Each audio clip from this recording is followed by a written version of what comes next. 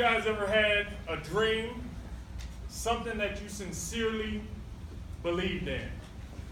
And at the moment of inception, when you started to really believe in that dream, the negative part of you said, but what if I fall on my face? At this point, when you fall on your face, are you thinking about how embarrassed you are? Or are you thinking about what you can learn from this situation? Did I stay down there too long? That's not the question. The question is, when you fall on your face, how long do you stay down? We're going to talk about resilience today. Now, my subject, if you are uncomfortable with yourself, this is going to be a tough subject for you. If you are too comfortable with yourself, this is going to be a tough subject for you, because we have people in our formation that need you as leaders to help them be strong, to help them be resilient. My subject today is guided by the first half of my life as juxtaposed to the second half of my life. My subject may seem strange to you, but it's the three guiding principles that I use in my everyday life. They are: I lie, I cheat, and I steal. You say, I knew them chaplains were crooked. I lie, I cheat, and I steal. Now, these may seem like strange principles to you, but when I did my self-assessment, my IDP, my introspection of myself, the first half of my life, I realized I lied to myself.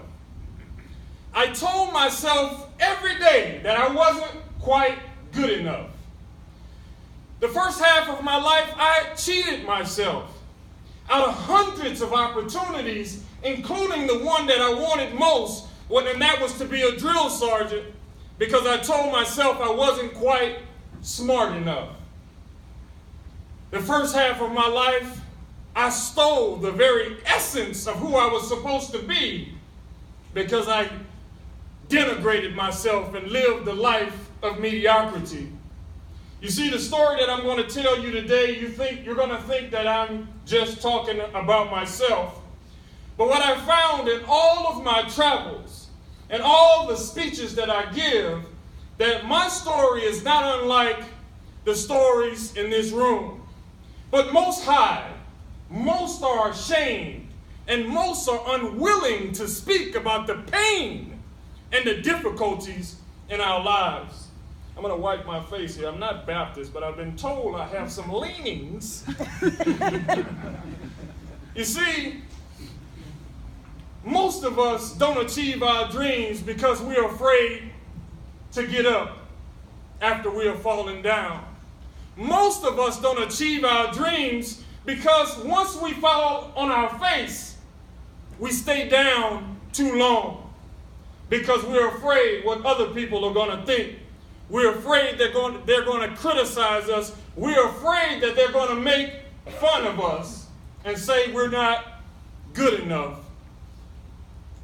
To those of you who don't know, I was molested as a child at 10 years old by a family friend. I was in special education in the 8th grade. I failed the 9th grade, and I graduated high school with a 2.0 because my coach was my teacher. The only reason I got to college as a young man because I was gifted with this big body and I knew how to throw elbows. But for all of my life, I always felt that this body didn't have a brain that was attached to it. Poor self-esteem, poor self-worth. I didn't have any direction in life. No sooner than I got to college, I was thrown out of college for fighting because I thought the only way that I could feel alive was to be destructive. I was shot on a Texas street, beaten with a shovel, left for dead at 21 years old. I was airlifted out to Tyler, Texas, where the doctor said if my back muscles weren't so strong, the bullet would have went to the lung and I would have been another statistic. When I was in that hospital bed, like most of us, I said I want to do something better for myself. So I joined the Army. As a young PFC, 1991 to 1992, I had already received my second Article 15. You know, I don't know if you know anything about the field artillery world, but they used to stand in the front of the formation and make fun of me. They say, Shabazz, 8 up was the term they used, which means you were a poor soldier. Most people in life create their own storm.